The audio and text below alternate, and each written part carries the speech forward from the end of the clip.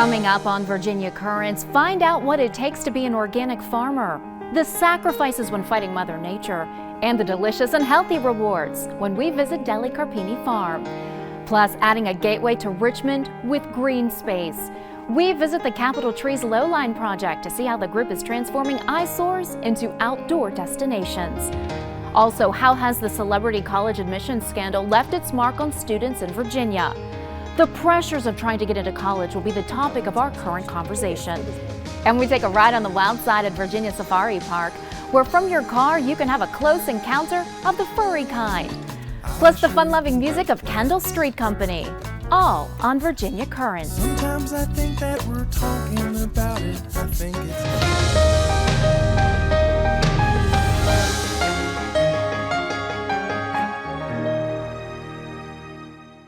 Welcome to Virginia Currents. I'm Amy Lacey. After being laid off 3 times in 8 years from the corporate banking world, Delli Carpini was ready to pursue a passion of his youth, organic farming. He does reap the rewards of producing healthy organic produce on a farm that bears his Italian surname, Delli Carpini. However, he also gets showered by the pressures of Mother Nature from time to time. When our producer and crew visited Delli Carpini Farm last June, they knew it was the wettest May on Virginia record, but they had no idea it was going to be the wettest year in Richmond's history since the 1800s. How that affected Dominic? Stick around. Let's now see how the right bugs and weed-like plants are actually Dominic's best line of defense.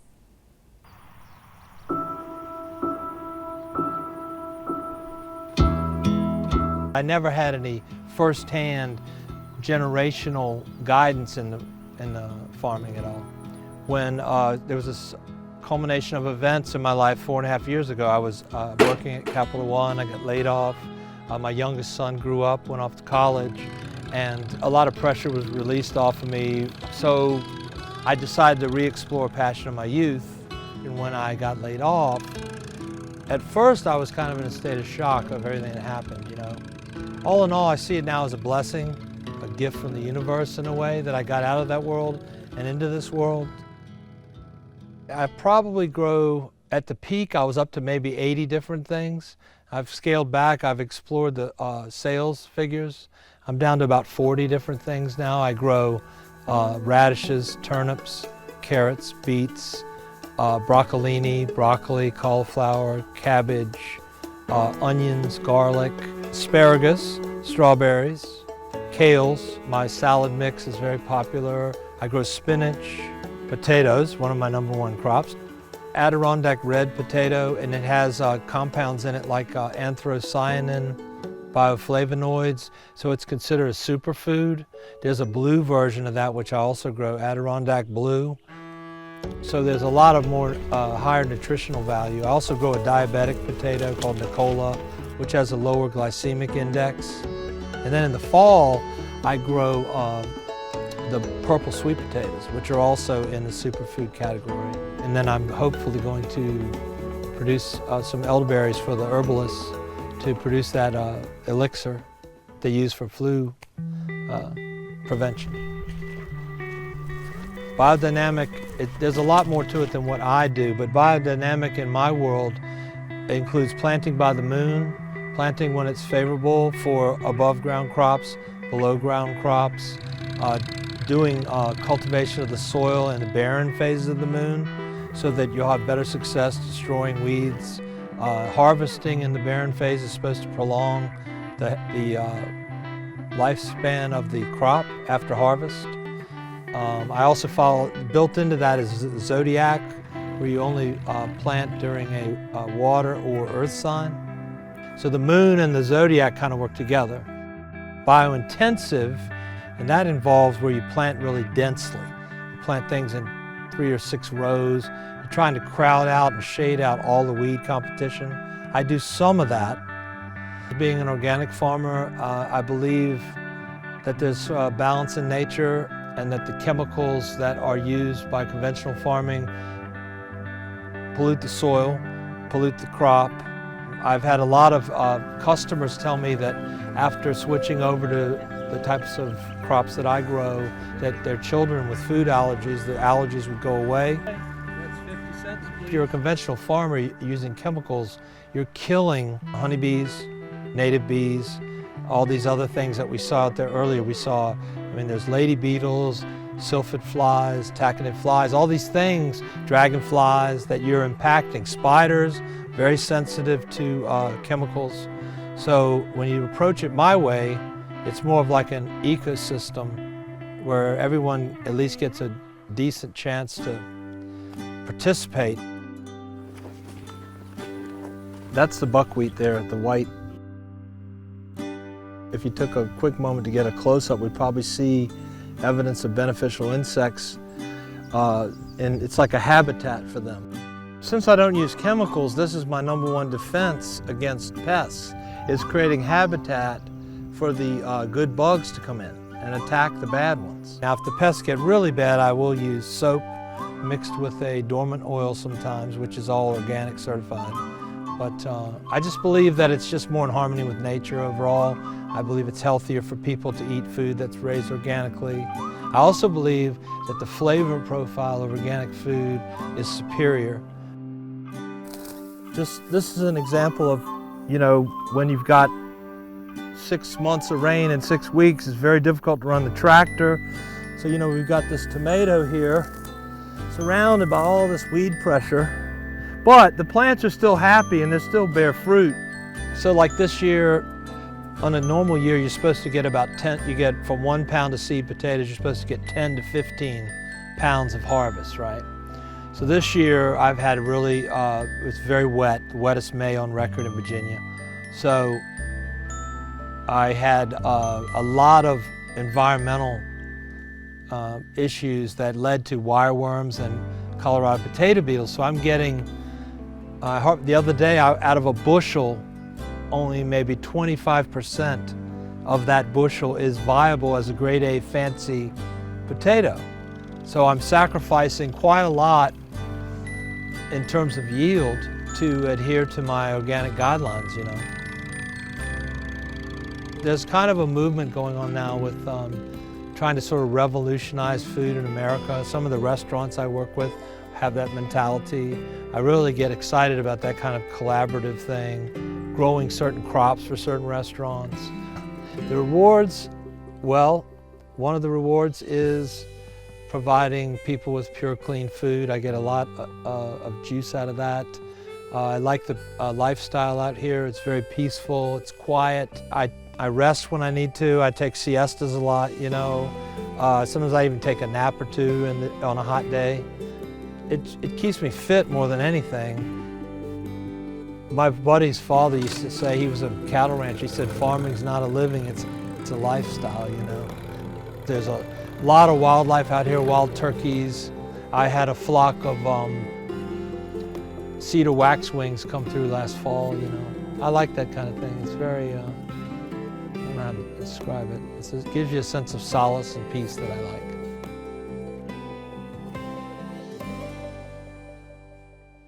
With 63.73 inches of rain in Richmond in 2018, Dominic took a big hit last year.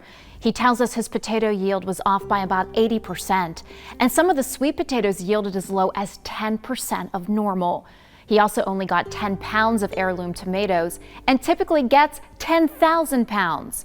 But he's gotten off to a good start this year, which we're told should be a much drier one. Delli Carpini Farm supplies organic produce to a few Virginia restaurants, and through the Farm to School program, supplies schools like Hanover County. You can find his produce at Montpelier Center for the Arts Market on Thursdays and at Ashland Farmers Market on Saturdays. To find out more, visit the website on your screen.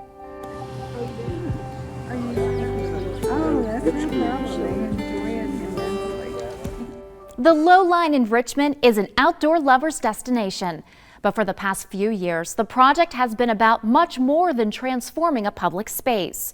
It's been about the strength and teamwork between the group Capitol Trees with the city, CSX, the Virginia Capitol Trail, and Venture Richmond. Their passion for community has helped the Low Line go from forgotten to flourishing. This place, 4 or 5 years ago, was truly just overgrown weeds. It's hard to imagine what it looked like. This project is called the Low Line. It's a 5.5 acre linear garden from Great Chiplock Park all the way to what we call the magic doors that lead you through the flood wall into the Canal Walk, the official beginning of the Canal Walk that way. When Richmond was selected as the home for the bike championship in 2015, it was also sort of the beginning of the Virginia Capitol Trail, the bike trail here. We knew that this trail, the Virginia Capitol Trail, would be bringing 300,000 plus visitors into our city every year when completed. And we also saw that this 5.5 acres was a pretty unwelcoming gateway into the city. And right before it opened, everybody sort of looked around and went, ugh, this doesn't look so good. And we have the world coming to see the bike race. And you got inspiration from the High Line in New York that a lot of people may be familiar with. Well, yes, I think we want people to instinctively gravitate towards beautiful outdoor public landscapes, which is exactly what this is. It's sort of a wonderful marriage of the Capitol Trail, which is a tremendous asset for the city, for pedestrians, for bikers, for walkers, for dogs, and to have it be beautiful and ecologically and environmentally sound just makes it sort of an asset to the city that people from all over, we hope, will come and enjoy. We get lots and lots and lots of traffic. It's growing, we have neighbors. It begins to sort of help create a neighborhood here. That is the beauty of what public landscapes do. They create community, a place that people can care about, that they can get outdoors, that they can be healthy, that they can take advantage of. You know, I mean, all of these folks live in apartments and they can spill out right here into this beautiful, you know, sort of their own little central park right in their backyard.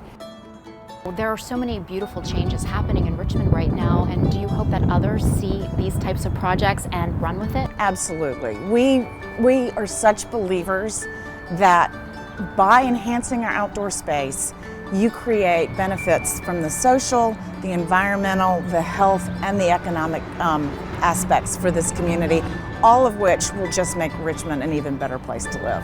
We have been amazed and humbled by how excited the community is by the restoration that you're seeing down here at the Low Line. We also are very mindful of what our restoration impact has on the environment. We try to create biodiversity, we try to clean up rainwater, and we also know that beauty attracts. And when you create a beautiful garden, people come. And there's a woman named Lyndon Miller in New York who's a leader in public landscapes, and she's quoted as saying, "Make it beautiful, they will come, keep it beautiful, and they will help." And so we live by Lyndon's words in our projects. In other countries, doctors are writing prescriptions for spending time outdoors. And Richmond is now becoming very much geared towards outdoors. So to begin to look at your outdoor spaces that are not performing in ways that they might be as beneficial, and find an opportunity like this is just tremendous. This year, Capitol Trees is planning to complete the final phase of the project called Low Line Green. It involves 2 acres at the westernmost part of the Capitol Trail. The additions of rain gardens and biofiltration will reduce effects downspouts from I-95 are having on the area. Capitol Trees always welcomes volunteers. To learn more or to sign up for the group's newsletter, visit capitoltrees.org.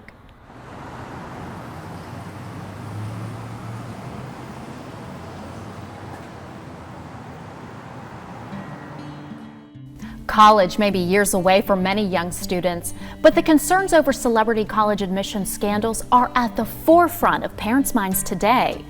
This, along with the dropping acceptance rates and skyrocketing tuition costs, only adds to the stresses of the upcoming application season. The State Council of Higher Education for Virginia, also known as SCHEV, exists to advocate for a progressive system of higher education in our Commonwealth. SCHEV also connects parents and students to many resources that can help prepare and demystify the college search and application process. In that spirit of demystifying, we have with us now Erin McGrath, the Gear Up Senior Coordinator for SCHEV, And she brings with her Seth Knight, the RVA Future Center Director at Armstrong High School. Thank you both for coming in today. Thank you. Erin, I want to ask you first, what is SCHEV's role in preparing students and their families for the application process? Yeah, SCHEV looks to inform Virginia students and families about their options for post-secondary education. Post-secondary meaning anything after high school, whether it is a workforce credential, an apprenticeship, or a 2 or 4 year degree. And Seth, you know, we've been hearing more and more about some of these underhanded practices, their applications being beefed up just a little bit more, donations. How do you respond to that? Sure. So our students are certainly aware that this is going on in the news. And, you know, it's still important to celebrate their hard work. And a lot of students have put in a lot of time and effort, and their families have put in a lot of time and effort. And that's still paying off for them. Is it that easy though, Erin? If it's a big name, you get that easy in? It's certainly disappointing, but their actions don't diminish the value of a higher education or the importance of students going on to something beyond high school. For these days, does the ACT or the SAT mean more? Which carries more weight for the application process? Either test, really. So they're both nationally recognized standardized tests. They're both accepted at all institutions. They both cost about the same amount, take about the same amount of time. They both have English and math sections with an optional essay. There are some differences. The ACT has a separate science section, and the scoring is different. So the top score for the ACT is 36, while the top score for the SAT is 1600. But really the best thing to do is to take both tests, whether you take the real thing or an official practice test, which takes about 4 hours, see which one you score better on, and then take your time and study and prepare for that particular test. Seth, it seems like we're always hearing about the raised tuition prices, but lower acceptance rates. What are some resources for students to give them incentive to apply when they're hearing about that lack of balance? Sure. So at RVA Future, we use SCHEV's resources daily, and they have been instrumental in connecting students to post-secondary pathways. Across the state, administrators and school counselors are doing their part. But in addition to that, we have nonprofit organizations such as VCAC, Virginia College Advising Corps, which is a partnership between AmeriCorps and the University of Virginia. GRASP, which helps students with financial aid and scholarships, completing scholarships. And even Lynchburg's Beacon of Hope is another program where they really seek to help students connect to their post-secondary pathways. And nowadays, you know, students are being pushed into thinking about higher education so much earlier. The stresses begin so much earlier. What really is a healthy way that children should be approaching these years of their lives? Yeah, so I think early exploration is a good thing, as long as it's kept in a really positive light. With Gear Up Virginia, we begin taking students to college campuses in the 7th grade, talking about taking rigorous coursework so that they can graduate high school with the diploma that they want to graduate with, looking at their academic and career plan so that they can set goals for themselves, and exploring different career paths that they might not have considered before. Gear Up Virginia students, many of them are first-generation students, meaning that their parents didn't go to college. And so if these conversations aren't happening at school and early, they might not be happening at all. And really, what is the value of a higher education these days? Is it even worth it? You can both answer this question. It is worth it, absolutely. Many of us have heard the statistic that you're likely to make more than $1 million over the course of your lifetime with a bachelor's degree versus a high school diploma alone. But it's not just about the money. You're more likely to vote, to own a house, to give to charity, to exercise. Higher education is about creating options for students and families. SCHEV's strategic plan, the Virginia Plan for Higher Education, sets the goal for Virginia to be the best educated state in the country by 2030. Right now, about 52% of Virginians have some form of post-secondary credential. We're looking to get that number to 70%. Students can get us there by pursuing something after high school graduation, whether it's a 2-year degree, a 4-year degree, a workforce certificate, or any kind of post-secondary credential. That's really great to hear. Sure. The short answer is yes. It's an investment in oneself, and that return is still there. Students need to look at the spectrum of pathways and find the one that fits best, because there is really something for everyone out there. Thank you both for offering some insight and adding to our conversation today. Thank you. For more information on preparing for college through the State Council of Higher Education for Virginia, please visit schev.edu and check out their student and parent resources.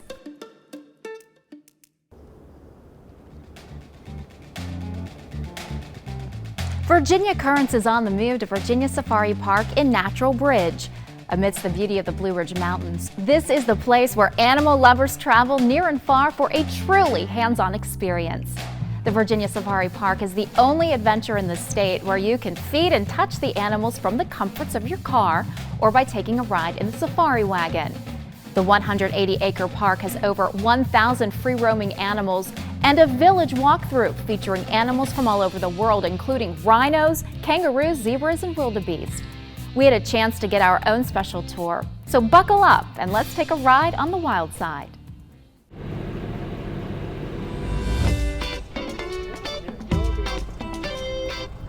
Out here, you're in the cage. The animals get to do what they want, be free. Everybody comes up, sticks their head right in, eats from you. Nobody here is shy. You can touch them, you know what they smell like. Some of them lick you. It's just a very overall immersive experience here. So this big black and white guy coming up here on the left and the one behind him is our female. These two are our sable antelope. This is Poseidon and Circe. These guys are native to Africa. And I think they're just really aesthetically really pretty to look at. This is the coolest job ever. I really wanted to work here after visiting here when I was younger. I did always come here as a child. That's actually one of the reasons that I applied here. And there's a lot of animals that we still have here that we had back then when I came. It's just really neat to see, oh wow, you saw Omar 15 years ago and we still have him. It's kind of neat to be able to work with him knowing I fed him so long ago. We have about 1,200 animals in total with the village and the safari together.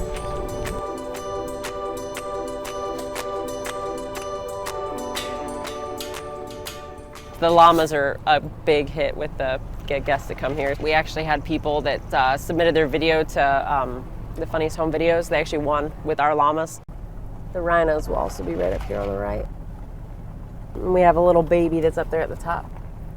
My favorite animal here is actually the rhinos. They're like big puppy dogs. They're super friendly, super sweet. They love being loved on. Good babies.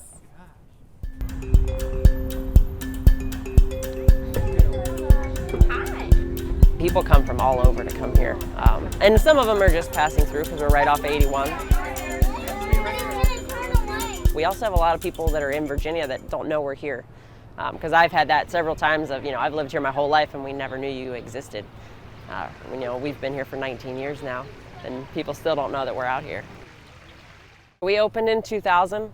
It started out just the drive-through. We've slowly grown over the years. Every year we try to have a new exhibit. We try to be bigger and better than the year before. This is the best people-animal interaction you can get. You can't get close to stuff like this anywhere else.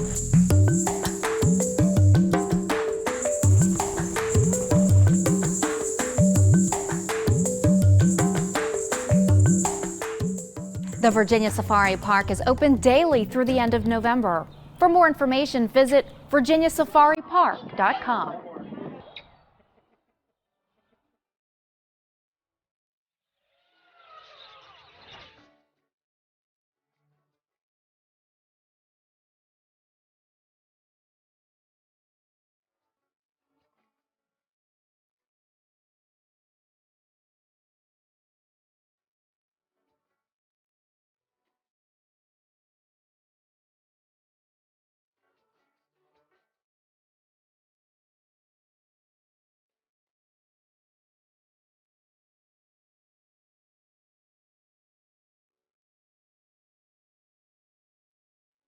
This week's Spotlight on Virginia Music shines on the Kendall Street Company, a witty and lighthearted band who obviously loves plants.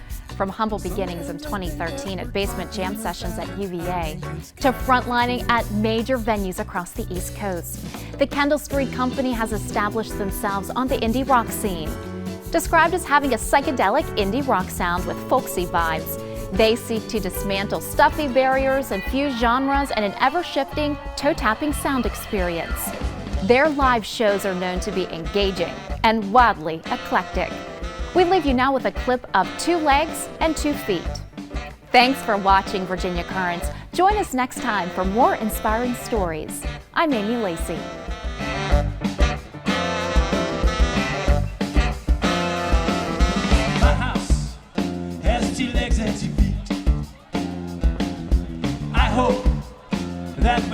somewhere neat, where people are naked in the street. My house has 2 legs and 2 feet. Hey! Oh, this where I might be. Chicago, Idaho, surprise me.